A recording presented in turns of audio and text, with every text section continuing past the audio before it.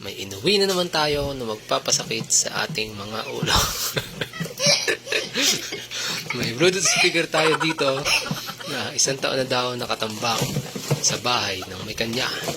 Naisipan niyang ipagawa dahil gusto daw niya ulit kumanta. Sa aking puso, tunay ka nag-iisa.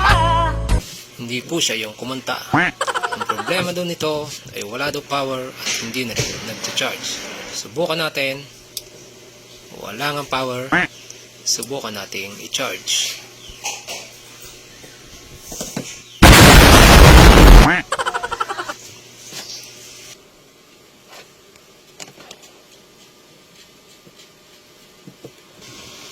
Kung makikita nyo, nakikita ko rin yan.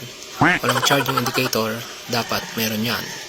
Baklasin natin na magkaalaman na kung anong meron sa kanya. I-check natin ang baterya, meron siyang 1.2 volts na karga. Baklasin natin para mabilis tayo kumilos.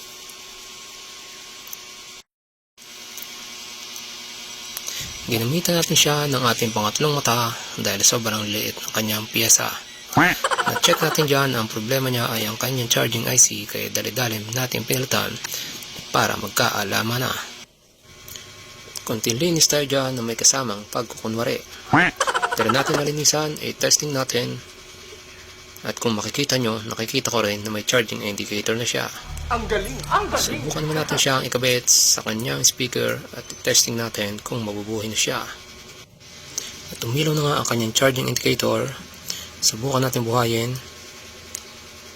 At kung makikita nyo ulit, ay nakikita ko rin yan na may display na nga siya.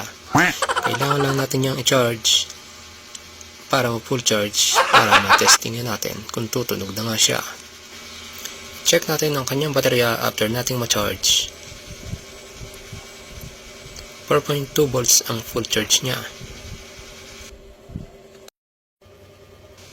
Testing natin na magkaalaman na. Music. Uulit-ulitin ko sa'yo. Pero teka lang, parang sira ang kumakanta. Testing ulit natin.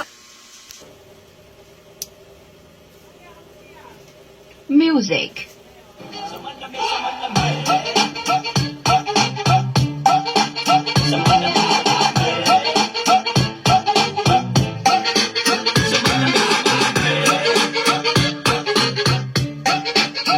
Magaling ang tsamba mo, malakas eh.